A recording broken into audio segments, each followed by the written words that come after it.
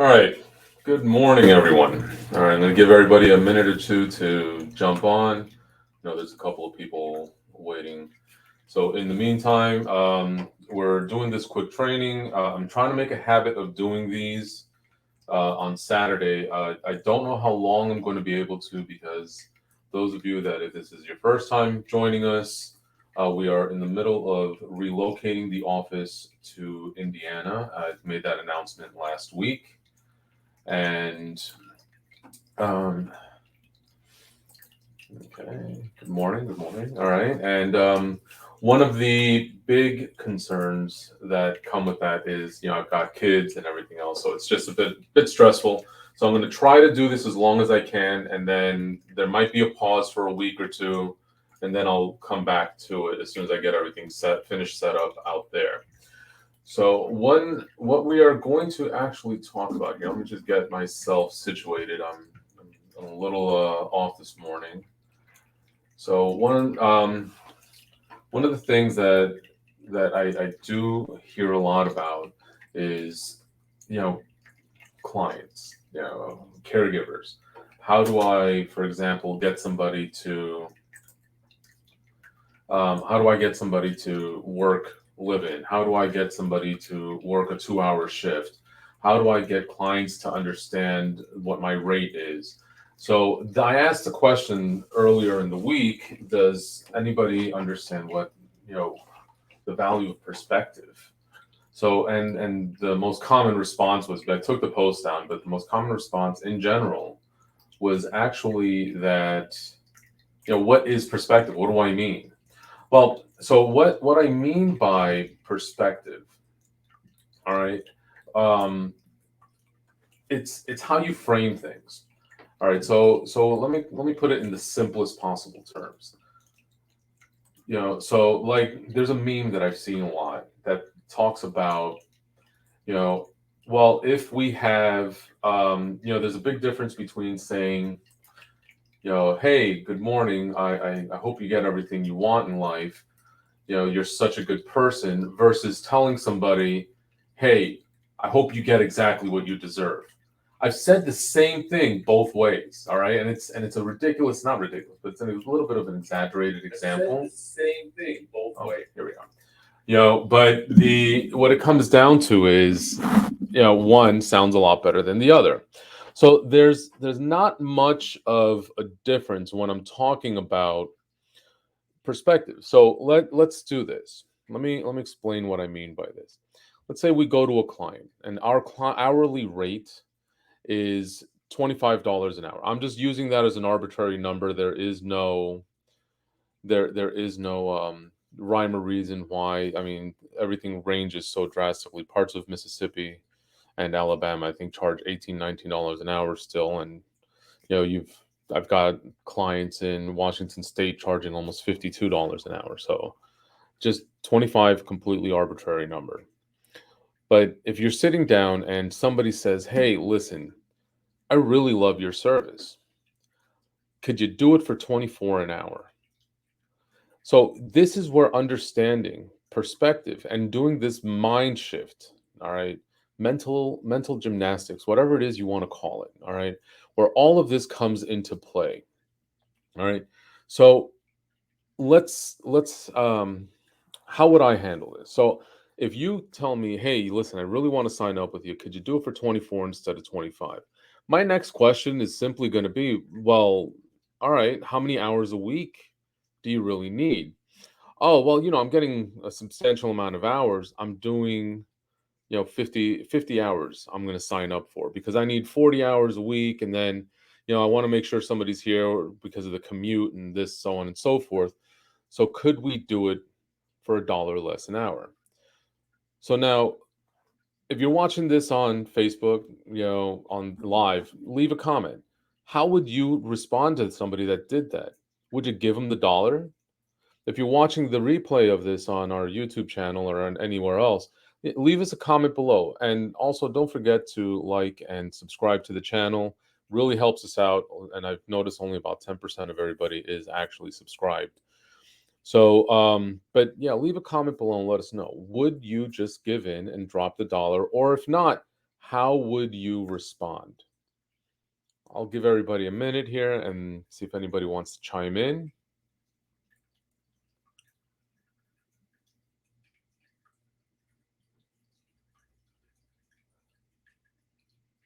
All right. So if anybody does decide to chime in, just feel free. I'll stop what I'm my explanation and my answer on this. See, the short answer is no. You don't give up on the dollar. Okay. Because $1. Oh, there you go. You would give them the dollar. It depends. All right. And Jamie, you said I would likely accommodate the request. All right. So here's my take on it. I say don't give them the dollar. Okay. Here's why, Jamie. All right. Um, let me get rid of that. All right. So this is the reason why. All right. If we're looking at $1, you drop your price by a dollar, your caregiver rate is going to stay the same. So you're still going to pay your caregiver the same dollar amount that you were paying before. All right. Which what that generally means, okay, is that you have just sacrificed your margins. Okay. So that means you have less funds available to pay your caregiver, to manage your business, and to move forward. And the client doesn't get, you know, doesn't see that the sacrifice you have to make as a business owner, they still will expect the same level of service, even though it puts you out. That's one. That's a somewhat selfish position from a business owner's perspective. And quite frankly, you're probably sitting there like many others going, well, it's only a dollar. Does it really make a difference? I think it does. The other way, and this is where perspective and framing come into place. What are we going to focus on? Are we going to let the client stay focused on the $1 discount per hour? Or are we going to have the client focus on the overall experience of working with us?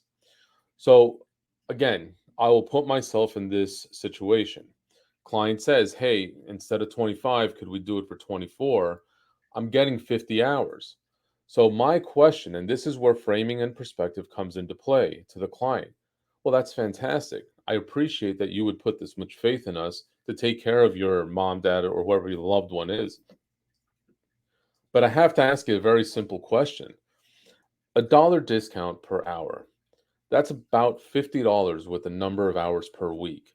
Is that really going to affect your ability to afford our services? You see what I did? I threw it back on them. All right. Is it going to affect your ability to pay? Because the answer is honestly, if it's yes, now we need to shift our conversation. Now we need to say, well, if it is going to be a matter of $50 per week or $200 per month, that it's a budgetary concern. Now let's work on the hours needed and let's build a strategic schedule. All right.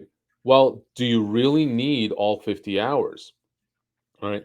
Is there a point throughout all of this that maybe you need more hours on one particular day and a few less hours on another?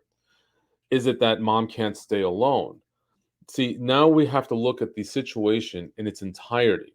And once you frame it for the client in that way, where it's not a matter of, it's trying to get over or trying to be the top negotiator and show that, hey, I'm giving up this dollar.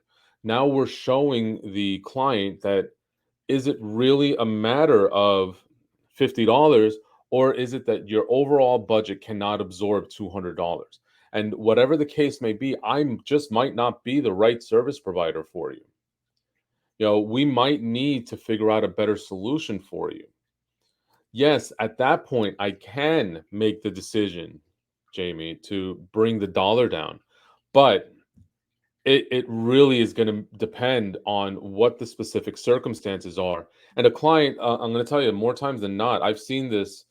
I've seen clients that are sitting on, hundreds of millions of dollars because I've known their family for a while.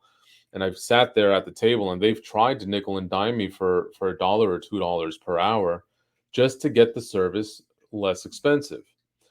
But once you frame it for them, it it now accommodates what they're trying to do. All right, does that make sense to everybody? Yeah. All right. Fantastic. So, how do we put this into practice when it comes to how do we put this into practice when it comes to recruitment, for example? Now, this is a big challenge that we end up facing in this industry because let's be realistic. Recruitment's tough. Caregivers, the one of the biggest things, and let's leave politics completely out of this. It's just a fact. Both sides of the aisle are completely wrong on this. And while the initial intent of that stimulus money they gave everybody was coming from a good place to help people out, it became a political thing. And the right blames the left blames the right, and I think they're all a bunch of lunatics. All right. So, that being said, it created a huge vacuum in our industry specifically. Any industry, whether you're a hospital, skilled nursing, home care, home health, if you rely on, you know, home health aides, CNAs, patient care techs, whatever it is, if you rely on people to come and perform these services for you, a vacuum was created. They were labeled as heroes, which they are. I am not, believe me, I am not knocking anybody who worked through the pandemic at all. But in the wrong circumstances, what it did was it created an opportunity for a lot of caregivers or people in that lowest rung of the ladder, which tends to be the home health aides and the CNAs. It gave them the opportunity to stay home and earn more money. It also created a secondary market, all right, which is what's causing a whole lot of problems in the home care industry right now, specifically, whether it's private pay or Medicaid. What do I mean? I mean very simply that we are looking at this point, a this major vacuum that needs to be filled. Caregivers were working, collecting money from the extended unemployment. They were taking clients privately for cash, um, working off the books in a lot of cases, or working as 1099 employees, not understanding that they're eventually going to have to report that money because it depends on how things go with the client. So what this did was it took our overall market share in home care, whether it's the private pay, not so much, but mostly in I'm sorry, the Medicaid, not so much, but mostly in the private pay sector, and it brought the market share from agencies that was about 40%, and it brought it down, 40-50% right around there, and it brought that market share all the way down to 15 to 25% depending on the market. Because what's going on is that people are hiring caregivers privately. So here's where all of this comes into play. If let's say your caregiver comes in, you're paying $15 an hour because that's what just about everybody's paying that right now, if not more. It's give or take, 12, 15, whatever it is, but it's in that range. And your caregiver is saying, "No, I can go and pick up a client privately for 20. I need to make 20 an hour." Or they'll come in and they'll try to work with one of your clients and take them from you. If anyone that's watching this has been in business long enough, tell me, do you guys agree? Um, Leave a comment. Have you seen a rise in caregivers taking your clients privately after they've worked together for a few months, or some cases a few weeks? You know, this has been. I know it's been a serious trend with a lot of people that I've come in contact with over the last 2 years at this point, because we do a lot of recruitment assessments for clients and for facilities, and this is like skilled nursing and assisted living and things like that, and this has become huge. The other big trend, and again, I get a lot of flack for this because there's a lot of recruitment consultants out there and people that will tell you give a sign-on bonus. Look, I think that's a huge mistake. Okay, excuse me a moment, because all you're doing is rewarding bad behavior. If I know all I have to do is work for you 80 hours and you're going to give me an extra 500, 1,000, $2,000, whatever it is, I'm going to work with you, do what I got to do for 80 hours, and then my productivity levels are going to go down if I don't just flat out quit. I'll go work for another agency, collect my sign on bonus from them after about 80 hours worked, and then so on and so on and so on and so on. I'll meet whatever criteria. Sometimes I'll work for two or three agencies and make sure my hours are whatever the minimum required are in order to assure myself these bonuses. So you have to make sure that you're framing things properly. What benefit is there when it comes to working with your agency? Let's think about this. If anyone's taken any of my marketing classes, I know Jamie, you definitely have. You'll have heard me talk about the importance of structuring your story. Why do you do what you do? Like, what is it? I'll tell you, me personally, what brought me into the home care business. Look, I was in home care when I was 15. I got tired of it. I left for the army. After the army, I opened up a clothing store, and then after a few different things, I ran retail clothing for a while. After that, I came back into home care because my father got sick, and we needed home care for him, and I was already familiar with the business. And the fact is that the company we hired did such a crap job with my father. Honestly, between the agency that we hired and the facility that he was in, the skilled nursing facility, which will remain nameless, that he was in, that he ended up just passing away in because of hospice. Between those two, the service was so awful, the level of care was so awful that he passed away. All right. I think he would have probably lived a little longer or at least been able to pass more peacefully. So that drove me to actually sell my clothing stores and move back into the home care space. Okay. I wanted to go back into this because I just couldn't sit there and believe that there were agencies that were doing this bad of a job. And I started working doing recruitment again because I believe that the new caregivers, that good caregivers make good service. I do believe that clients deserve the dignity and respect. And having seen my father go through this and seen what my family went through, and me being on the phone constantly arguing with people, uh, okay, what do you do when this happens and they sign a non-compete, non-solicit? I'll get to that. All right, I will get to that question here momentarily. All right, so when all of this happened, I started working from the inside, eventually moved my way into franchising, and we built a solid training platform for everybody, for the marketing, for the sales, for the operations, that built solid white glove service. I moved on. The owners no longer own that franchise system, and I can't vouch or speak for what they do now. But this is my story. It's called a hero story. You talk about what drove you. Why do you do it? And it has to be real. It has to be sincere. It has to come from the heart. And your clients have to understand this. Your referral partners have to understand this.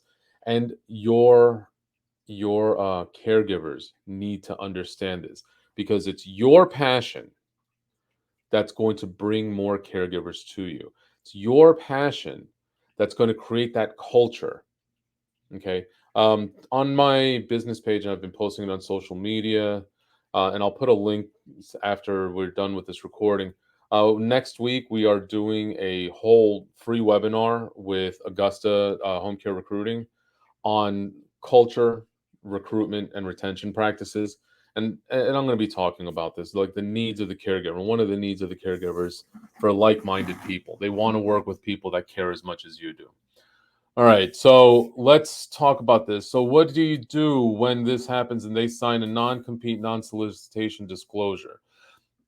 Can you please elaborate on that? What do you mean? Like when a caregiver signs a non-compete, like meaning if you have in your service agreement, hey, you can't steal my caregiver. Is that what you're talking about?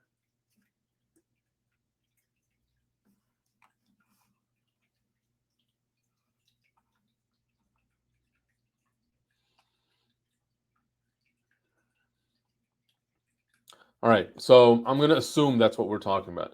You signed up. Okay. Yes, exactly. All right. Fantastic. All right. So what happens is if you have your paperwork done properly, okay, and I'm actually gonna let me bring this up because we are here we go. All right. So just get bear with me one moment and I will here we go. Client sign up. All right, so I'm going to go over with you guys a service agreement here. Okay, because there's a couple of things that's going to help me answer this specific question for you. Um,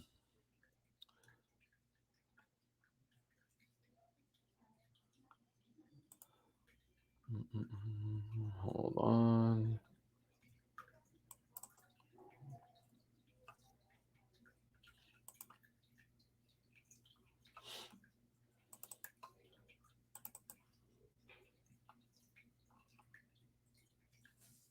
Of course, when I need to find it, I cannot find it. Just bear with me. I probably should have had this.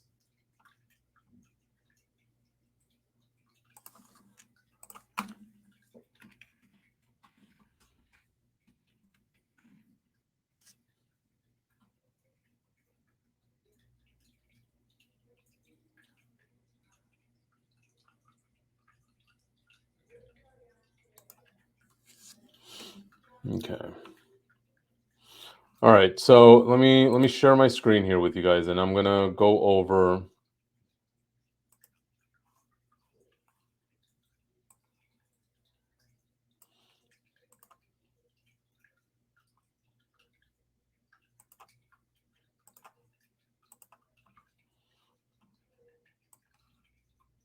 All right. So everybody could see this. All right. So what we have here is this is my version of a service agreement. All right. And these are some of the things that will help you. Okay. And some of the points that your service agreement should have included in it to help minimize. Okay. So, all right. Just give me a quick thumbs up if you can see this. If you can read this, if it's big enough. All right. So, what we have here is all the basic stuff. All right. Hold on. Let me see. Here we go. All right, we have all of the basic stuff, client information, your payment rates, how they're going to pay, long-term care stuff. You know, we're going to look at the billing information and everything else. So, a couple of things that people tend to leave out when they're doing the service agreement here is one, they forget to add in a part about the deposit. If you're watching this on Facebook, I'm going to link a video. I'm sorry, on YouTube. I'm going to link a video up in the cards about the importance of a deposit strategy. This is very important. And then the other thing is that you need to have in here.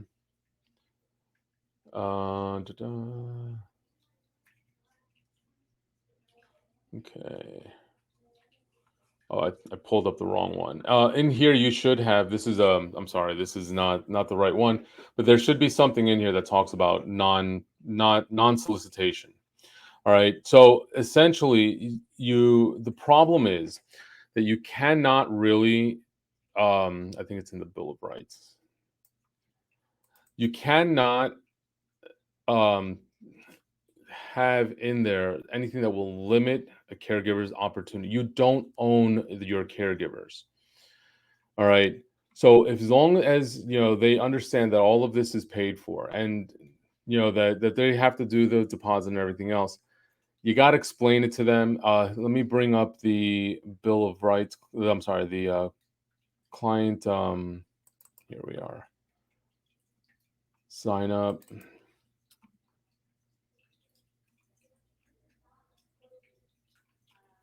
Terms and conditions. All right. So now we're going to talk a little bit about the terms and condition, payment, holiday insurance, all of this stuff that has to be included termination of client, accepting emergencies, agreement by the company, the rights, authorization. Here we are. In your terms and conditions of services, all staff providing for this are employees of the agency, that you're responsible, that you've done everything, and no direct payments are to be made to agency caregivers. All right, these are the things that you want to include and that you want to make sure are in there. All right, so as long as all of this is included, you should not have any major complications when it comes to work, dealing with your caregivers. Unfortunately, and this is one of the things, you must check with your local state regulations and laws, okay? Because things vary from state to state. But I will speak from a general federal perspective, and generally speaking, it it can be considered like you can't really stop somebody from earning a living. All right. So because, and this is what I was getting at with, both sides of the aisle screwed this up. They relaxed the rules because there was a shortage or some crisis of healthcare workers. Look, I get a lot of slack about this, but the fact is there was no hospital bed shortage. The beds weren't the problem. It was the lack of staff. Okay, and this is where it all is going to come in. So because there was a lack of staff, they relaxed a lot of the rules. I'll give you a great example. Traditionally in the state of New Jersey, home health aides had to be certified and could only work in the home. CNAs, certified nursing assistants, could only work under the direct supervision of a nurse. Therefore, they were limited to working within facilities. There were two jobs that did the same service, but they were two distinct separate classes. And they did this so that to minimize overworking people, to minimize, there was a lot of reasons why they did this. I never quite understood the logic behind it, but to some politician, it made sense. So fast forward to COVID, all of a sudden they relaxed those rules. And now you're dealing with an opportunity for people to come in and work wherever they wanted. And this happened in a number of states. So this opened the door for people to work privately. Now, my whole thing is this: communication is what works. Make sure that you have proper communication with your clients. All right. Make sure that your clients understand that there is a clear risk to hiring a caregiver privately. All right. Some of these risks include homeowners insurance doesn't cover workman's comp cases. They're considered domestic servants or domestic employees. So if their dog bites the caregiver, it's not going to be covered because it's an employee. And there's a whole lot of other things. There's like missed shift coverage. And you have to educate people properly. All right. I mean, this is one of the things that I do go into detail on during like marketing classes and things like that. But you gotta understand where everything comes into play and how it all kind of interconnects. But the law is pretty clear. Non-competes don't hold up most of the time.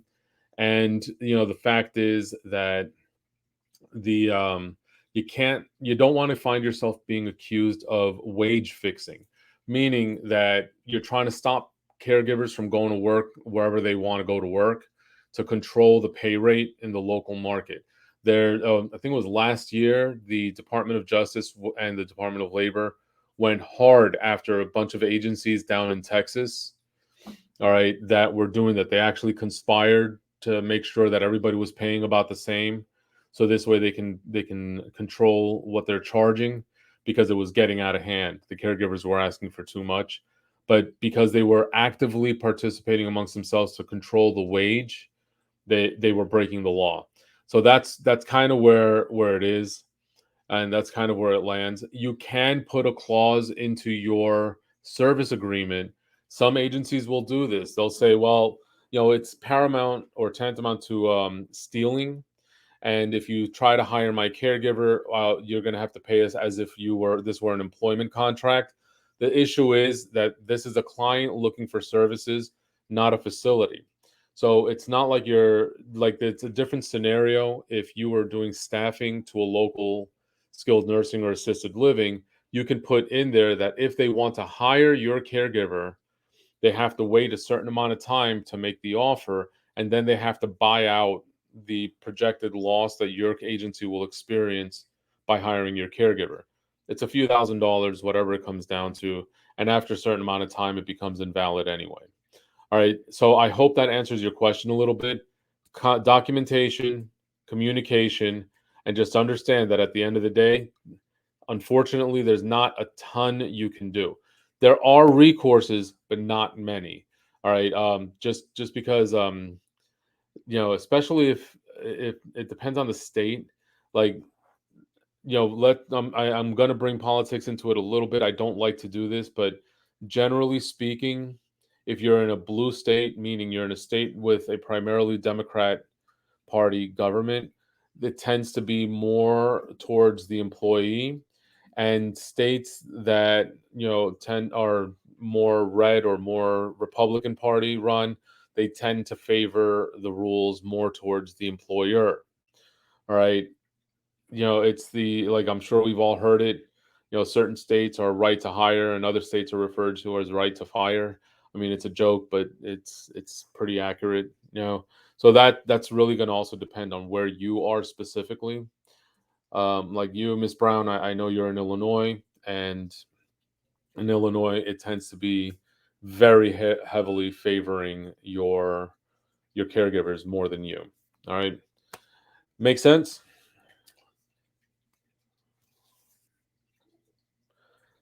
All right. So, if you're watching the replay on YouTube, leave a comment for us below. Let us know.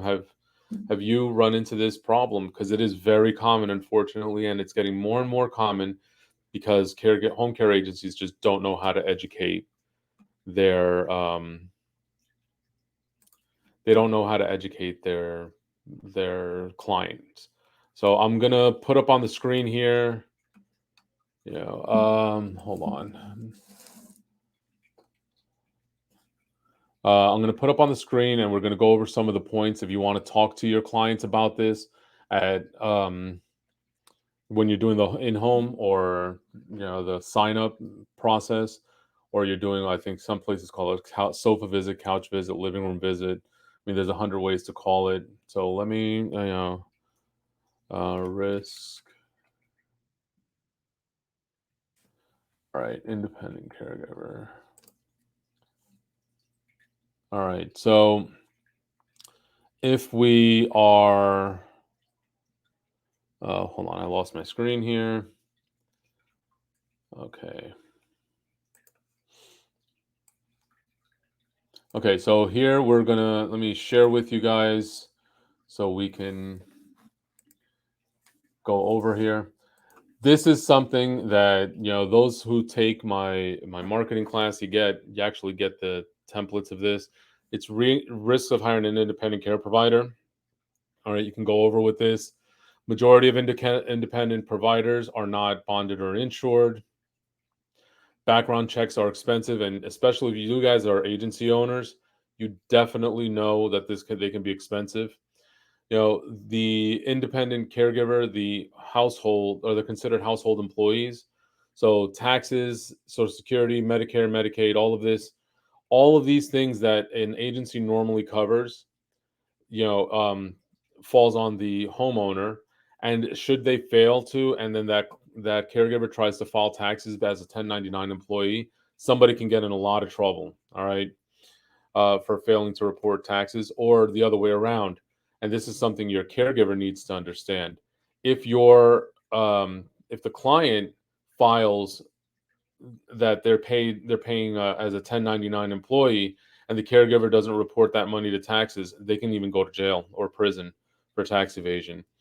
All right, so there's backup coverage is another issue, and risk of theft, and then there's a few others that like I said, I go over this in certain classes, and I go over this in with the my monthly strategy clients and things of that nature. that, if you're watching the replay, please feel free to reach out and, let us know if you're interested in working with us. Our website is actually going down today because we're redoing the website, and we will be posting our updated services and ways to communicate with us on a newly designed website in the next week or two. Okay. So that's something to look out for. All right. So speaking of classes, I have a class starting today at 11 o'clock. So that means my time is a little bit limited. Anybody have any questions? Doesn't matter what the subject is. Just questions you guys want me to answer real quick. I've got about 20 minutes, and that'll give me time for about 2, maybe 3 questions.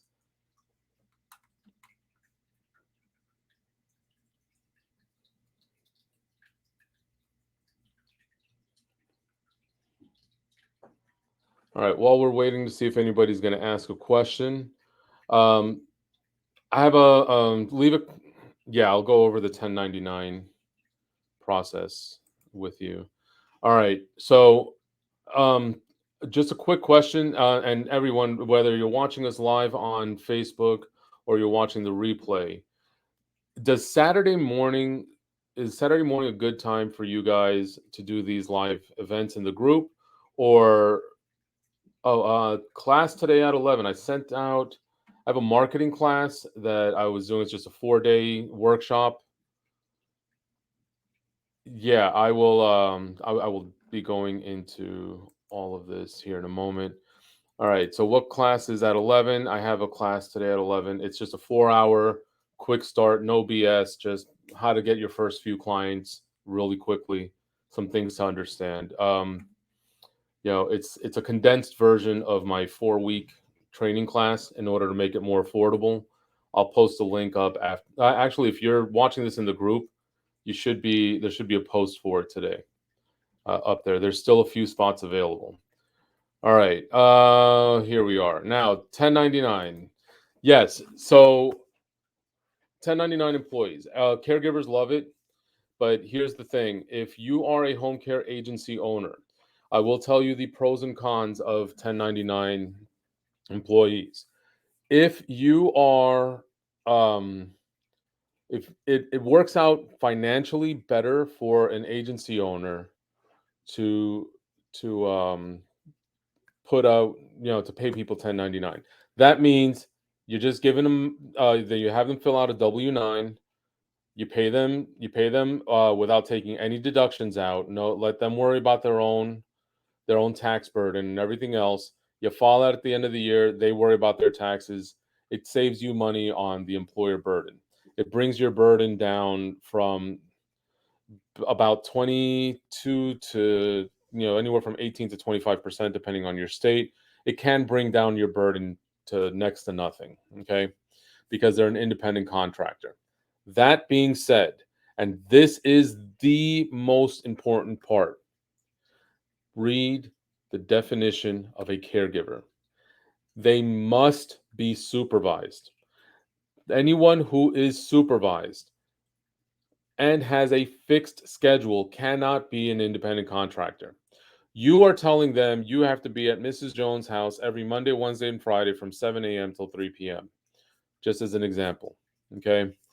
So, therefore, you are dictating their schedule. You're not telling them, hey, yeah, Mrs. Jones needs service 3 days a week. Go figure it out. Okay. That's not what you're saying. You are putting it out there and you are assigning a caregiver to a client on a fixed schedule based on the client's needs. All right. So by definition, that means they cannot be a caregiver. The other big concern, okay, is that if we are looking at the actual definition, the job description of what a caregiver is, what it is very simple. A caregiver is someone who works under the direct supervision of a nurse or a care coordinator, depending on the state and depending on licensing requirements. That means if you have somebody that, one, you are dictating their work schedule, and two, they require some sort of supervision. Okay. And how can I prove this? Especially if you are taking Medicaid. Don't, please do not doubt me on this. Look at your own paperwork, look at your client charts. Every 2, 4, and 6 months, okay, you have to fill out a a nurse supervision or a visit supervision form. These people have to be supervised. Yes, they want to be 1099, but if you do this, I'm not saying don't do it. I'm not saying to do it. Okay. All I'm telling you is you must verify with your accountant, with your attorney, with the labor department what the definition is. But generally speaking, in most states, 1099 is an independent contractor, and caregiver, by the sheer definition of what the work is, requires supervision, requires um, a fixed schedule, and that means they neither qualify to be an exempt employee, meaning you can't just put them on salary, all right, because they're not in a supervisory role, and they cannot be 1099s because they do not work or operate as independent contractors. You can do it, they if you choose. I don't recommend it, okay, and I would definitely tell you to find somebody who's properly licensed in your state to to answer this for you. All right. Hope that answered your question and that it cleared something up or made it significantly more confusing. I don't know. I hope I didn't make it more confusing. But they will ask, and you have to just explain to them that legally you can't if it's not required legally in your state. Remember, nothing that we're doing here. This is information based on my personal and professional experience. I am not a licensed attorney or a tax professional. All right. Any other questions?